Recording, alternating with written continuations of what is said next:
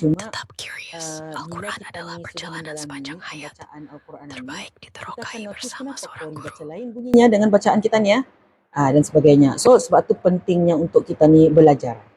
Okey, dan paling penting belajar tu adalah belajar berguru. Okey, belajar berguru. Baca Al-Quran ni yang dia boleh pandai-pandai sendiri. Okey, dia boleh ngam sudah teh. Aku touch pelang sudah, aku rasa ngam pelang sudah, tapi bunyi lain. Contoh, kita ni pun dah tahu macam mana cara bunyi tebal, macam mana cara bunyi nipis. Kita ni pun dah tahu, betul ke tidak?